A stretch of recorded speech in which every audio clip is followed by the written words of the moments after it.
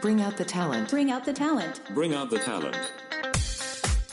Welcome to Bring Out the Talent, a podcast featuring learning and development experts discussing innovative approaches and industry insights. Tune in to hear our talent help develop yours. Now here are your hosts, TTA's CEO and President Maria Melfa and Talent Manager Jocelyn Allen.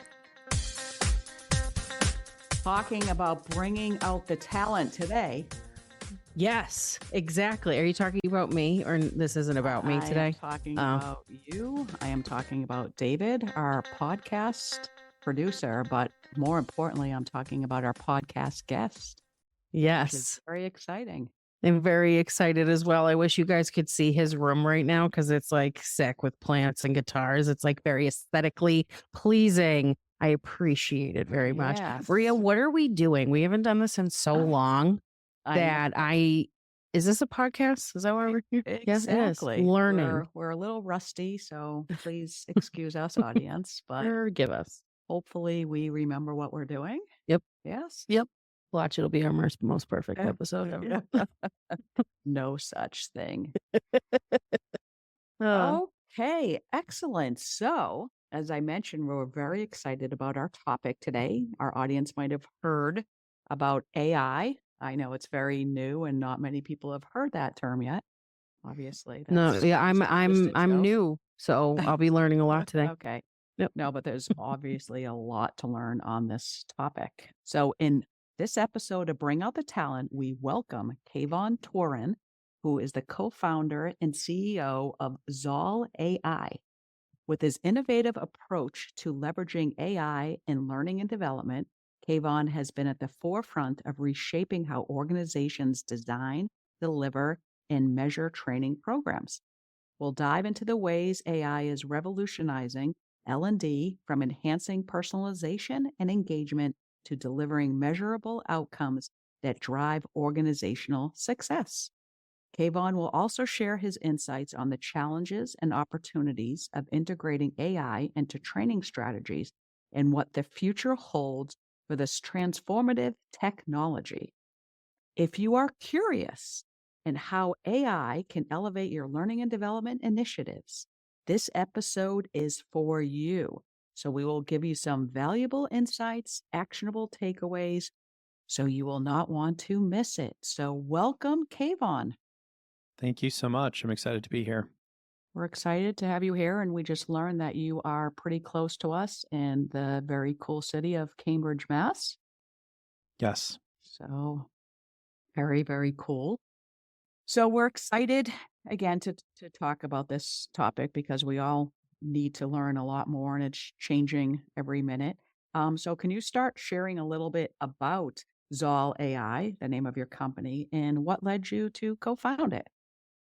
Sure. Yeah. So I founded Zal on the idea that learning and development has immense potential in helping individuals and organizations continually strive for sort of the next step in their career or company growth, but that the ability to measure the efficacy of learning is something that's kind of always been a mystery. It's been hard to sort of solve that problem, to say, okay, this individual took this course and now they know this thing and now they can do that thing. And that's always been really fascinating to me. I've worked in education technology most of my career, and I've seen a lot of really amazing technology when it comes to the ability to teach a concept. But I feel like there's been a sort of a dearth when it comes to being able to assess and measure at scale in a personalized way. And so that's always been really inspiring to me. And yeah, about a year and a half ago, I started Zal with my two other co-founders, and excited to tell you more about it.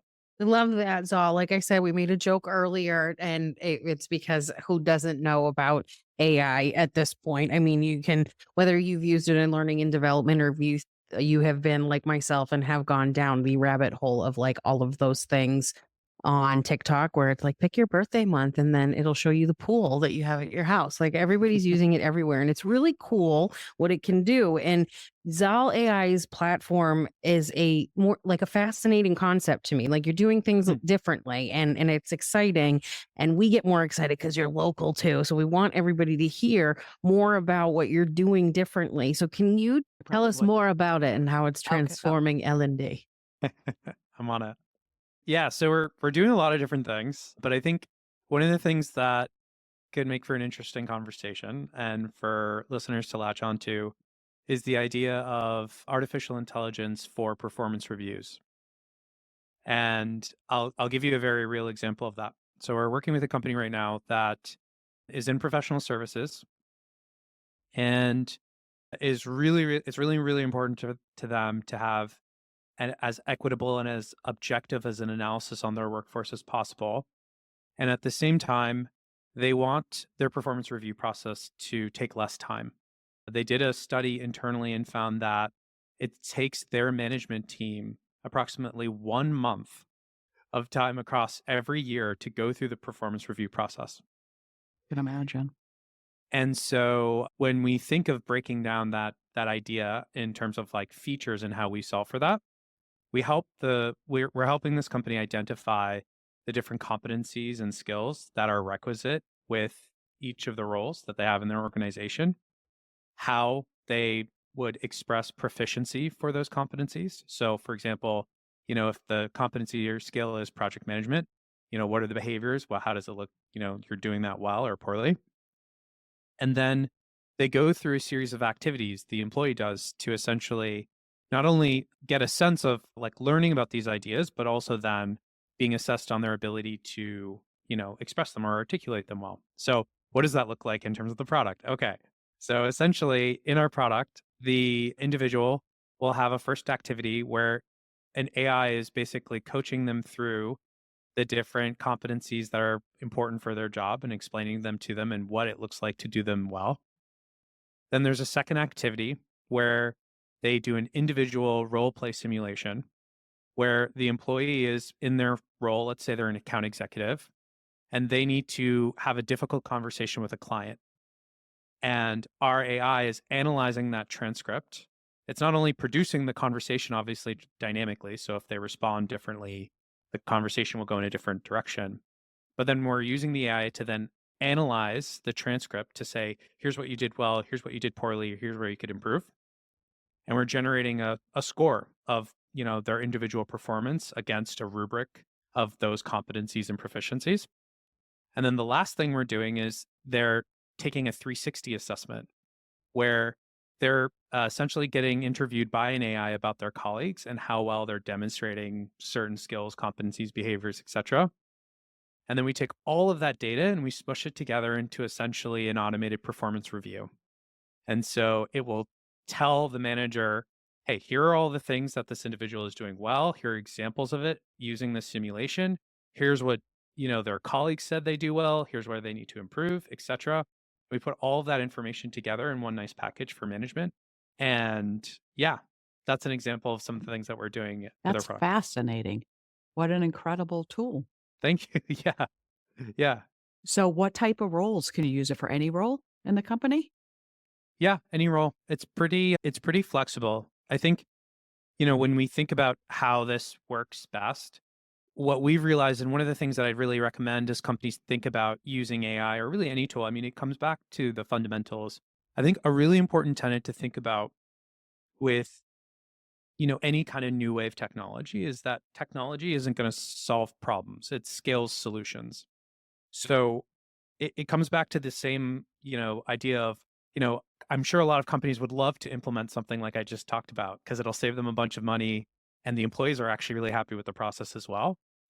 But most companies can't even tell you what competencies their staff needs, let alone what, demonstrating that competency effectively looks like. And so, in any kind of AI implementation, it becomes super, super important, I think, for L&D practitioners to think about, how are you, the context around all these things? Like, what are you measuring? What does it look like to do that thing well? And can we create a scenario that's actually realistic for the individual?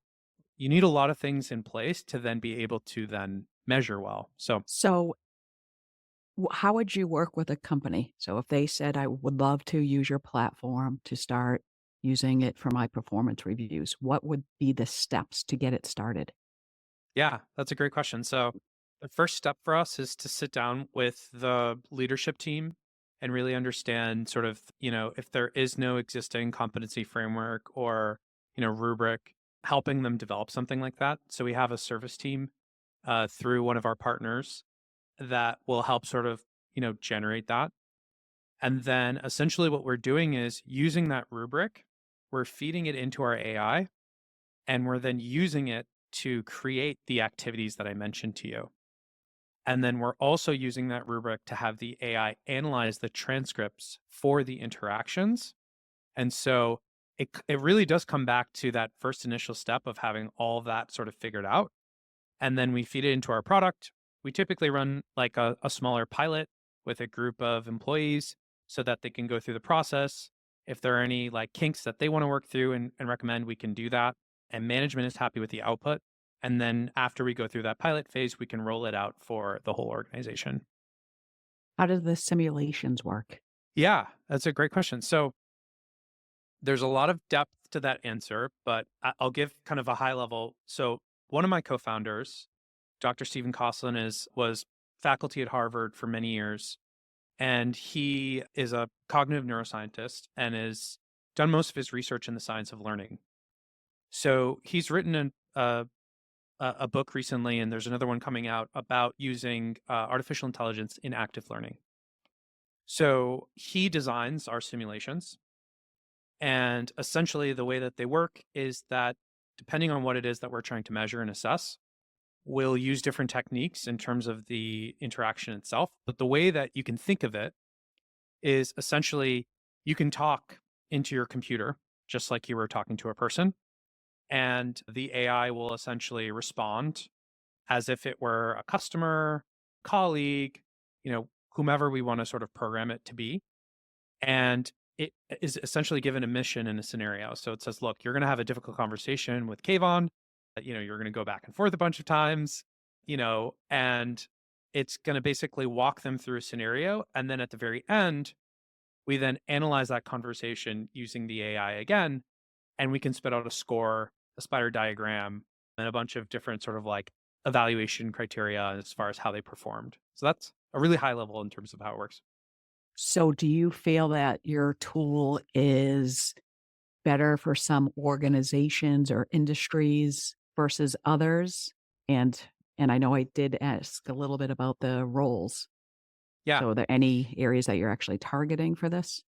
Yeah. So that's a great question. So we're focused on professional services right now because a lot of the nature of the work is sort of durable skills in nature. And we're finding that the simulations do a really good job at sort of assessing and helping people kind of identify gaps that they have. So that's our primary focus to start. But yeah, we see it sort of applicable for any role. This is very, very cool. So, I know you're talking about the performance reviews, which typically happen annually. So, Right. what about using it for 1 week training sessions? Because as we know, Yeah. that's a hot topic about how well did this training do? Did I really, I just spent $100,000 training my employees. What did they get from it? Yep. 100%. And we have Okay. consultants and leadership development coaches asking us for this all the time. And you're right. It's 100%. I see it as a huge need. So you could 100% use it in that capacity. One thing I should note, you're right. When most people think of performance reviews, they think of their annual review and they think of the big stodgy process. When we go into companies, we're typically promoting this idea of, look, now that this is all being facilitated by software and it's happening a lot faster and it's a less of a distraction, the more data we collect, the better, measurement you're going to have. So what if we thought of a temporal interval? What if we thought about measuring this thing like every month after every major L&D program they took, after every project. And then at the end of the year, we're coalescing all of that information. But even before that, what if we were helping people, guide them, sort of nudging them as far as sort of what they've been doing, how they've been trending? So yeah, I think we're on the same wavelength as far as, yeah. Okay, so a topic that we always see a lot of demand for is leadership training. So, in a case like this, how do you measure that? Or do you take some components of leadership skills that you want to measure, such as emotional intelligence, conflict management? How does that work? Yeah. So that's exactly right. And leadership is a really good one because it's fuzzy and it means different things at different companies. And that's one of the things that I think is a key differentiator as far as how we're approaching this. When I mentioned like how do you scale an existing solution, custom simulated assessments have been around for a long time. They're incredibly expensive. What we're offering to the market is a way to kind of get at the same idea, but at a much lower cost.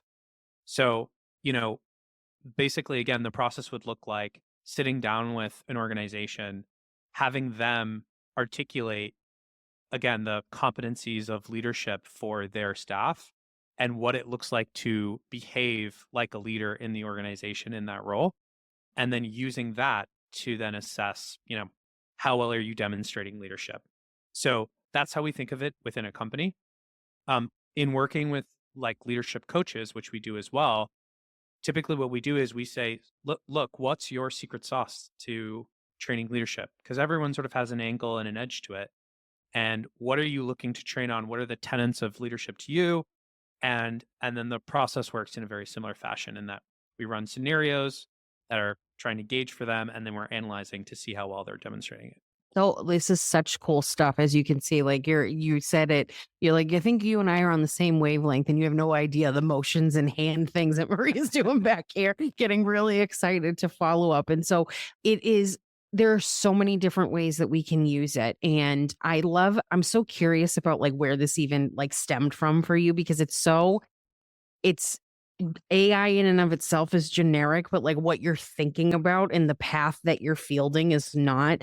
So I have loads of questions, but I really want to talk about what one of your goals is, and it's measuring, having a form of measurement and, delivering to your clients using your platform measurable outcomes, right? So how does this platform, your platform, AI in general, empower organizations to actually track and demonstrate effectiveness? So how do you measure that this is working with your clients and their organizations? Yeah. So I think some of them, so I feel like there are kind of two questions embedded in there. One is sort of like, how are we measuring the skill itself or the competency itself, or, someone actually like learning something versus like, how are we measuring, is this working for the client? So in terms of the competency or skill itself, one of the things that we're doing with our rubrics that we're then feeding into our AI is we're, and again, Dr. Costin really leads the effort on this point, is we're very strict in terms of making sure that they are what he calls quantitative rubrics and not qualitative. So typically what ends up happening is when we work with a client, we tell them, so tell me about what it means to be an empathetic leader. They give a lot of great information, but it's a little fluffy and it's really hard to then, objectively say, well, is this person doing that? Is this person not doing that? And what they don't realize is if it is fuzzy, then whether you're using AI or not, then managers are going to have different definitions of what that means. And then there's sort of inherent bias in the process of knowing, okay, is this person doing this thing or not? So one of the things that we're really helping them do is think more in terms of quantitative rubrics. So being very binary. So really like cutting out a lot of the fluff to say like, are they doing this behavior or are they not? If they are, great, let's give them a point. And if they're not, then they don't get a point. And then as the AI is looking at this rubric and looking at the transcript, it's basically counting up all the points and saying, here's what it did, here's where it did this, here's where it did this, here's where it did this, here's where it did this. And the other thing in terms of when we do that, just because of the nature of, computers, like the AI does a really good job then of counting those things up accurately. So that's how we do it for like the measurement piece of the actual competency or skill. Because if you think about it, then every time you take a measurement, you're creating a trend line. So if you did it after a learning, then you could attribute it and say, look, this person was 40% on, leadership and specifically empathy. And after they took this training, they took a similar role playing assessment, but now they're scoring like in the 70th percentile. Like, what do we attribute that to? Right. Hmm. And then for the companies, the things they're really interested in seeing is obviously they want to see the movement in terms of the skill obtainment. But we don't produce content. That's something that I think is really important for us. I think there are plenty of content producers out there. We just want to be measuring it. So if the measurement doesn't go up, it might be a matter of the content itself. But the other kind of key point here is how quickly are we collecting the information and what's the quality of the information that's being collected. And those are two things that we always score really highly on compared to sort of the typical process. So we actually have our own process to measure that too. Before we start working with someone, we collect all this information, figure out how long does this process take for you, who's involved, what are all the different stakeholders, and what's the kind of output that you're getting, how satisfied are employees through that process. And so post pilot, we then have another survey with them, and we tend to score pretty highly in comparison. It's very cool. And so the journey as well is, does the AI prompts it too? So like you're evaluating those, let's call them scores based on, you said, like how empathetic is this leader? Is it a yay or a nay?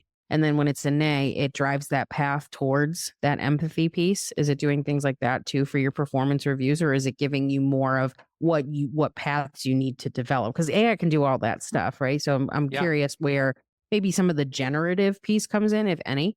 I know that was a sidebar, but No, that's a great question. So yeah, you're exactly right. What's sort of like the and therefore?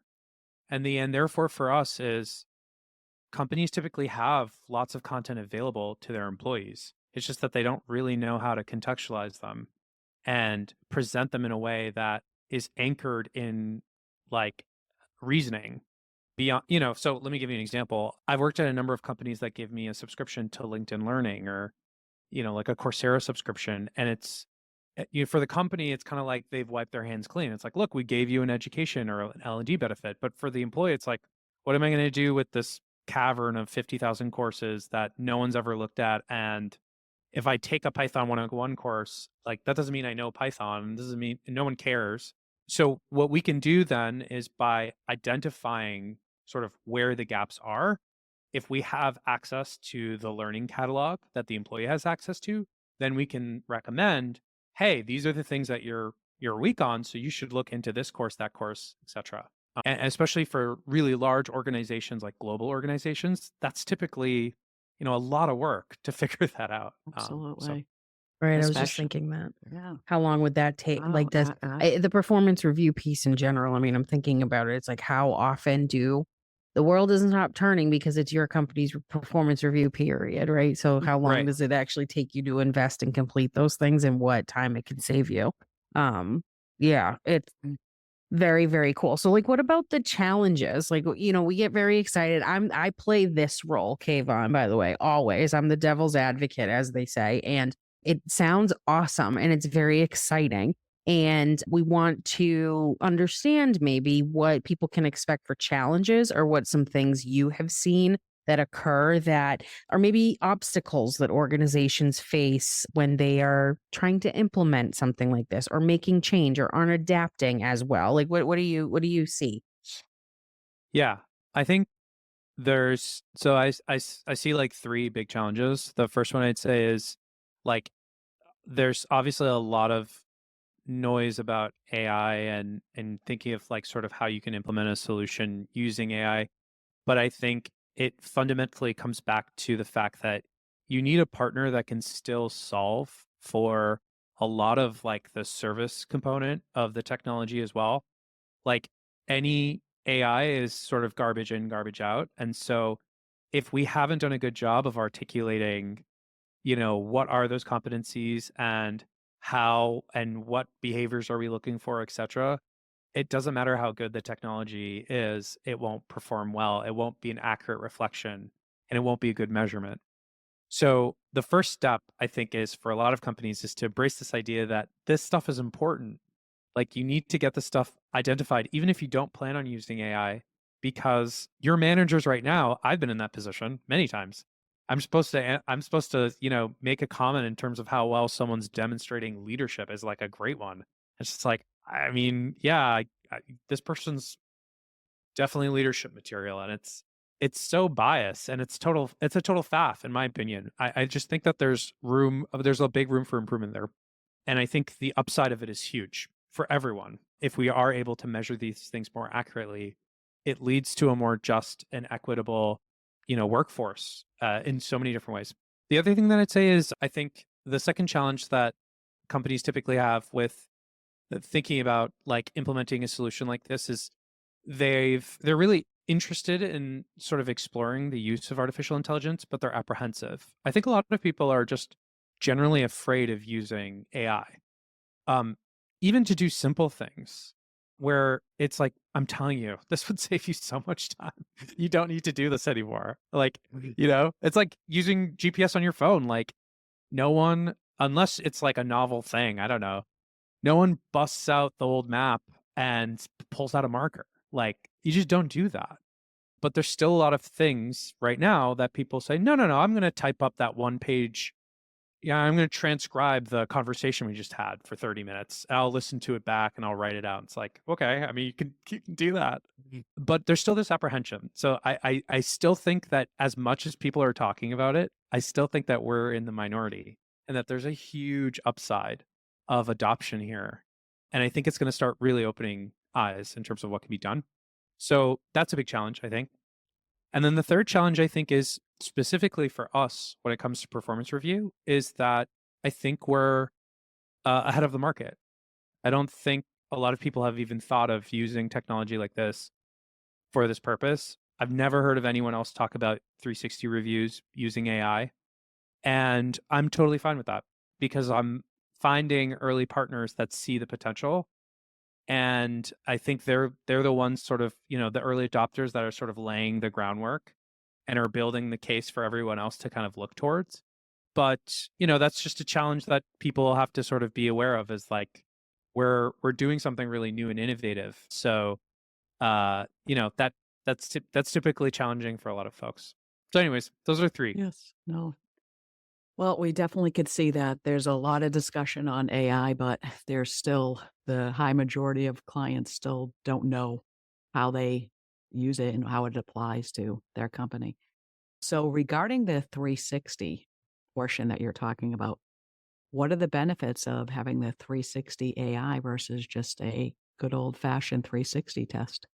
That's a great question. I think there's a couple different like lenses. One is, look, having like an in-person one-on-one interview, I think is still the best thing you can possibly do. Body language, nuance, especially if a professional is on the other end of the sort of table. I think someone who really knows what they're doing, you're going to get the best quality data out of that. And I think of that as one end of the spectrum. On the other end of the spectrum, I think of what most people do through necessity is they use some kind of software that essentially has a bunch of survey questions with Likert scales and and you're basically on the opposite end of the spectrum, super scalable, very cheap, but the quality of the data I would argue is really not anywhere near as good as it would be if someone was asking you questions, digging deeper on certain things, etc. What we've tried to do is create a middle ground for that. How can we get the scale and the cost of, like a survey tool, but with the nuance and the depth of someone interviewing you? So thinking about how that translates then to like the experience for the person giving feedback. I mean, how many times has someone asked a question and you might say, well, can you explain that a little bit deeper for me? Like, what do you mean exactly by that? And the generative element to our interview works so well for that. But I mean, I can't tell you the number of times if I've looked at a survey question, I don't really know what they're asking me, but I'm like, what am I going to do? Stop and go ask them what they mean and come back? No, I'm just going to put 5 out of 10 and keep going through. So, the quality of the data that we're getting, I believe, is much higher, and the cost and scale potential is there. And then if you think about it, all of that qualitative data, as we call it, that we're collecting really does a great job of then contextualizing the quantitative data of an individual role-playing simulation. So if I'm giving you a 70 out of 100 on leadership, but then next to that, I have Jocelyn said, Kayvon's a really great leader, but he struggles sometimes with these things. It just brings everything to like a next level in terms of how actionable it is, the quality of it, et cetera. So Very, very cool. So does the organization have a dashboard that compares or benchmarks everybody yes, against yes, each other? Yes. Okay. yes. And what Yeah. other type of information does the organization get on each Yeah. employee? So you're pretty much spot on, right? So obviously then if the system's creating all this data, like how are we representing it to management and leadership? So, helping them identify benchmarking, if you think about it, they could be doing it at the company level, they could do it at the department level, they could do it at the individual level. I think where it gets really interesting is obviously not just in terms of benchmarking the progression and seeing how things are developing, but you know, thinking about sort of what comes next. The company wants to move in an agile way. Maybe the strategy shifts. Okay, what skills do we have within the company that can help us go and execute against that? So I think there's a big strategic planning element to this that becomes really, really interesting as well. But we're not quite there yet. So, Kayvon, looking into the future, what excites you most about this platform and AI in general, in especially in the learning and development area? Yeah, I think so. The thing that excites me the most is sort of like why I started the company in the first place, which is this idea that there's so much like value and help that we can provide that goes all the way back down to the individual employee. I think employees are really craving this kind of guidance and this sort of objective direction in terms of how they can develop themselves. I think that it's sad that even really ambitious and motivated employees a lot of times can't get that information because we're putting all of this effort into putting together great content and putting together a lot of it, but it still feels kind of unclear in terms of how it sort of connects together and helps an employee get to the next level for their career. And so I think there's something really motivating about that. But if if you just ratchet it up levels to the managers that have to deal with what they have to deal with, to the executive teams, etc., there's just, I think, so much value to be created, and that gets me really, really excited. And then I think just in terms of AI in general is the fact that we're still so early and that there's so much room for creativity and problem solving and looking at age old problems like measuring L&D and looking at it from a completely new lens and realizing that we might actually be close to a version of the workforce or the world where that's not as pertinent anymore. It's not as relevant. Maybe the game's changed a little bit. So, and I think it's, we're talking about something so specific. I mean, I think the whole world's kind of at that point, which is really, really exciting, depending on how you're wired. So that gets me jazzed up. It does us as well. This is I know. I very was going to cool. say, I love that you get jazzed up because that's half of it, is being passionate about the subject and being able to answer all of the questions that anybody has, whether it's about like what it does or what it looks like and how comparably it performs to other things. You've been a wealth of knowledge and like it's really exciting stuff. Before we close out, like I want to know like two things. Where does all this passion come from with you? Like where this is something that AI, like we said, AI is something everybody's heard of, so it's out there. But this is doing something different. And you are speaking so effortlessly about it and what it does that it obviously comes from some charge inside of you. But then on top of that, like based on that passion, what advice can you give to people who you still said like are still just unsure or we're still not past early adoption and we're years into AI, So what's your advice to people to get them over that hump too? Yeah. I mean, my passion comes definitely from the fact that both my parents are educators and I worked in education technology, and I kind of see how much potential there is in terms of, a lot of the things that we discussed, right? In terms of making like a system, a process around workforce development that I think can really empower anyone to kind of develop themselves really in a way that I think is really, really powerful. And so that's what gets me really, really excited. But in terms of like how I think people can embrace or start thinking about AI, it I know it's kind of trite, but it's just like just start using it. It doesn't matter what you're using, do a quick Google search and you'll find something, and which is kind of a funny phrase now too in thinking about that. But and start playing with it and let your imagination run wild a little bit and thinking about, oh, there's no way it could help me do this, and try it and write it out. And another tip is, I think a lot of people get like intimidated by writing like a really good prompt.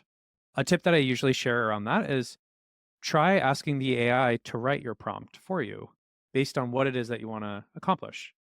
And typically you'll see it spit out a really good prompt, and then you can copy and paste it and tell it to run it, and it does something like you'd be really impressed by. So I just think people need to start playing around with the technology and start realizing all these different things that it can do to help you, and that it'll start opening eyes and getting people excited. I love that. And I love that tip because I think that's one of the biggest thing. When we started using it, we were like, you have to really supply it some context for it to get out what you want, because otherwise it's just very generic and kind of looks like a Google search, right? And what I've done in the past, and one of my colleagues said something to me about it, and I was like, thanks, I never realized that, but now I feel dumb, is that I'll talk to it like it's like a friend of mine, where I'm like, can you do this? So I'll literally be like, please and thank you to like Chat GPT. Because I'm so appreciative of what they're doing for me. I have done that many times. I'm like, can you please write a prompt? Thank you so much. Please make it a little better. Thank you. Make it more casual. Thank you. I know. But listen, I get everything I need. You just have to show it a little respect. Yes. I agree. Yeah. Yes. So, but I love that advice where you don't know how to do it, so ask it. Essentially how you do it. I think that people still think of AI as like the robot uprising, for lack of a better word. And that's where like the hesitation comes in. But seeing all the magical things we can do, there's no way we can't use it to better ourselves. So, Kayvon, this is really, really, really fun information. We're excited about it. So thank you for sharing everything. Sure. Yeah, no, it's my pleasure. It's great to speak with you both. Well, we're not done yet. So I hope you're ready for the next round of our show, as we talked about. And we're back, baby. Talk about being rusty. It's time for the TTA 10. David, are you ready back there, or do you need a second? It's the TTA 10 final questions for our guest.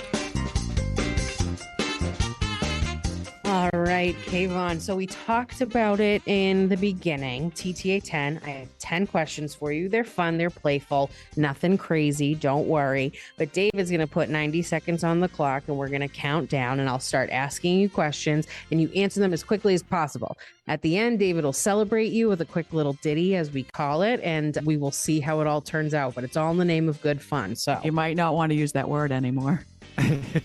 Oh, ready? It's a suck little ditty about a Jack and Diane. Listen, I'm not letting Puff Daddy ruin everything for me, okay? But you're right. I don't think of these things. All right. Are you ready to go? Awesome. David? All right, Jocelyn. The TTA 10 timer is fired up. 90 seconds on the clock, beginning now. All right, Kayvon, what's the most ridiculous fact that you know? That was a tough one. Sorry. Can I pass? You can. Yeah, that was a tough one. If you can choose any superpower to have, what would it be? Ooh. I definitely want to fly around. That would be cool. If animals can talk, which one do you think would be the nicest? Probably like a cute dog or something. Perfect. Oh, sorry. Oh God, my page. Oh my God, my page. David, adjust the time. I'm sorry. Okay. Would you rather have to sing every word you speak or dance everywhere you walk? Sing, for sure. Would you rather have unlimited coffee or unlimited snacks from work? Coffee, for sure. Would you rather, this is my favorite, would you rather fight one horse-sized duck or 100 duck-sized horses? Wow. I'm going on with 100 duck-sized horses. If you were a kitchen utensil, what would you be? A fork. What's the most unusual talent that you have? I'm really good at like making a trumpet sound with my mouth. We're going to have to do that later. What's the most, if you were stuck on a deserted island, what's the one thing that you would have to have with you? Guitar. What's your favorite color? Like a butter yellow. What's 6 plus 4? 10, I think, right? Wonderful. Did you Yes. just ask me that? I did just ask you that, and that was the 10th question. So, David, give us... Wait, we never went back to the first one. I have actually a good stat. I was thinking about that. A weird Okay, fact. well, then lay it on us. It's not going to... It does... we're way over time, but let's see. Well, so Steven has taught me recently that learning styles is not a thing. Yeah, and that we've has been hearing proven that. in a lab. I know you guys probably, that's your bread and butter, but for me, I was really intrigued by that. So Our anyways. butter yellow.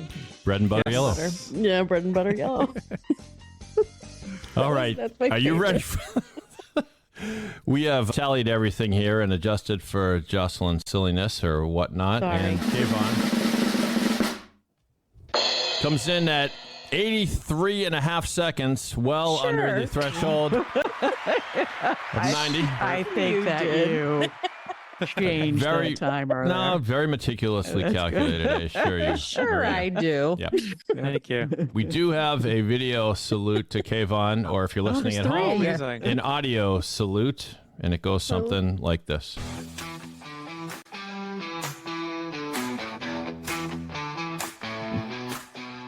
Nice. In Cambridge town where the thinkers dwell, there's a man with a vision and a story to tell. From Northeastern's halls to the startup scene, Kayvon's built platforms like you've Nice. never seen. With guitars on the wall, he strums his tune, revolutionizing learning from morning to noon. AI-powered tools, Just until noon. He has no fear. Yeah. Want innovation, just hold his beer. He found his soul and he never will fall, making work-life better for us all. With the spark of genius, progress How about this AI? Yes. Is this Udio? He doesn't give out his secrets. Oh, I gotcha. Before AI steps in. Excuse me. Did you catch this part about the Oh, butter? I saw that. Was that Wow. before or after? Just call him Butter, cause he's on a roll. Performance reviews like never before. AI steps in, opening the door. Alexa and Siri are his personal friends. He's buddies with all the bots to the end. Upskilling teams, measuring gains, turning guesswork into clear domains. From Cambridge to the world, he's setting the tone, helping careers reach places unknown. So here's to Kayvon, the guitar playing star. Everybody. Transforming the workplace. Yeah, this is near and great. far. He found it all and he never will fall. A champion of growth, inspiring us all. It's all and he never... Yes, Well, the that's it. great thing, woo! The great thing now, Kayvon, is you have a song and music written for you, so you can play that on your guitar now.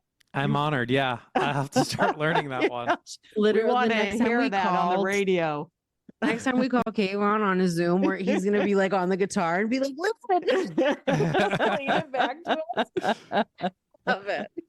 Good job, David. Thank you, Uh, thank you, thank you. Butter yellow, and not even like butter yellow, but the fact that you were like a nice butter yellow.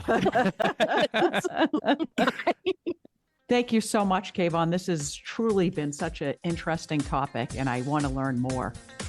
Awesome. Well, thank you both. It's great chatting with you. So much fun. Thanks. For more information on Zal.AI and how it can improve your learning and development processes, visit us at thetrainingassociates.com. We'll see you later.